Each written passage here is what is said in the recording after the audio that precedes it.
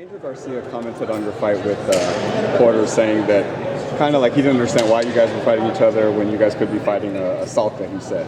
What's your take on that, and why is it that you want these big fights? Yeah, you don't get anything from Salka. You know, you don't get anything. Hey, I work with Salka. Don't put Salka down. He's not in the top five. Right, yeah. And I'm a top 5 fighter, so in my mind, it makes sense that you only fight top 5 competition. You will get paid top 5 money, and you keep it moving. I think that, you know, Angel may be looking at a situation where he's wanting to get more bang for his buck, but not really to get it, not willing to let his fighter get in there and take those bangs that it is required from the guys that, you know, are worthy of fighting him. You know, so. You seem kind of an old school type of fighter where you do want these big challenges. Obviously, Broner last, Porter now. Yeah. Are you like what's the deal with this era where fighters are sometimes just kind of cool with 1-2-2 before a big fight? Yeah, I'm fighting Porter. Broner. I know what you meant.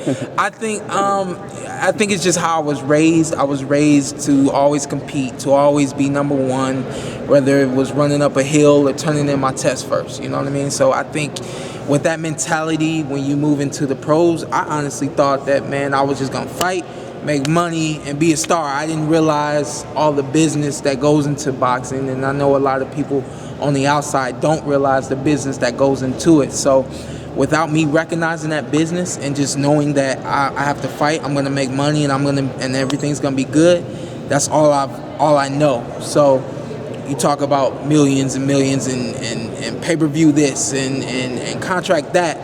That's where he comes in. I allow him to do his job. I don't get frustrated with him not doing his job because I know it's going to get taken care of, and I just worry about being ready for my fight. That's it. Why aren't you in the WBC eliminated? Man, he will eliminate the guys that's in that tournament. That is the reason why. He's the eliminator. Why? I'll get that. I'll get that belt. I'll get it. Why was he dropped from the top 25 of the IBF after one fight? Because they didn't ever want him to rematch Kell Brook. Point blank and simple. You know what I mean? There's no shade in it, you know, covering that up. I know that. They know that. I called him up and I said, hey, why isn't the kid in the top 25? He was your champion 6 weeks ago, and he's not in the top 25. Oh, the guy stuttered and said, give me your phone number, I'll call you back. It's been over a year. You haven't called me back. You haven't called me back. You know what I'm saying? So we don't need to fight this guy for this belt. We just need to fight this guy. We don't need to fight Danny for a belt. We just need to fight Danny. We don't need to fight Andre Berto or any of these other top fighters. You know what I'm saying? We want to fight Tim Bradley because Tim Bradley is a great fighter. Yeah. He's a great fighter. That's why we want to fight him. Not because he has a belt.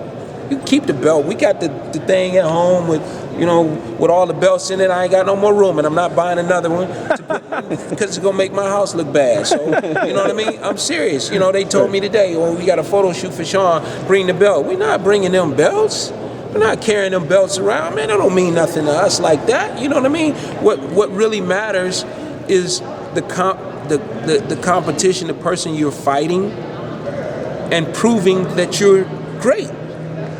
Going up against that guy. You know what I mean? When you turn on the TV and you watch Michael Jordan against Larry Bird or Larry Bird against Magic Johnson, that was what it was about. Who was the great player?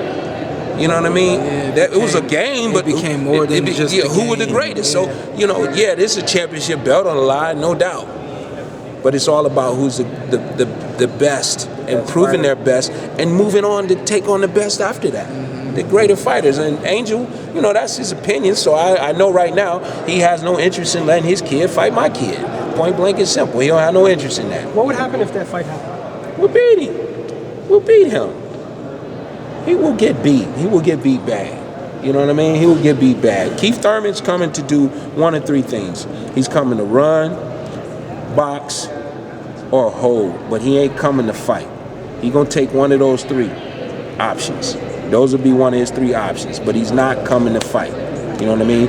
And if you don't like that, then come to fight. And if you want to box, you can box, that's fine. If you want to run, we're going to cut that ring off.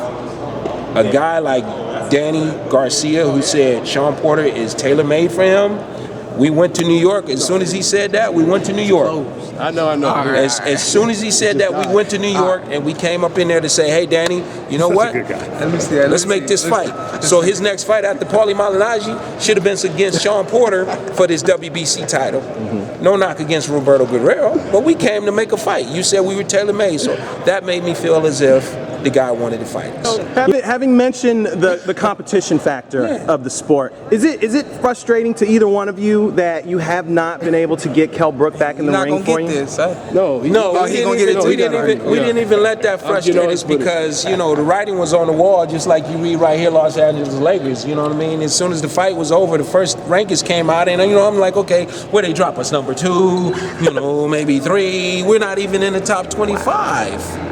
Okay, so a blind man can see that. You know, that's not hard to understand or to realize that this was done strategically for a reason. You don't like what I'm saying, then why did you do it? You know what I mean?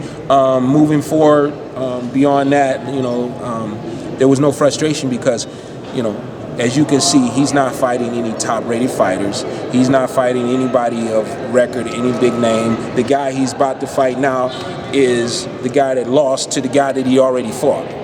He fought Jojo Dan, but Jojo Dan fought in the title eliminator and beat Bazir. So he's already knocked out Bazir, and now you get to fight the guy that lost to the guy that he beat. Well, And he fought Frankie Gavin. and he fought Frankie Gavin, you know what I mean? And it is what it is. God bless him. Sit back, hold out for Amir. Amir, hold out for Floyd, and all of you guys keep holding out, you know what I mean? And do what you do, but we want to fight.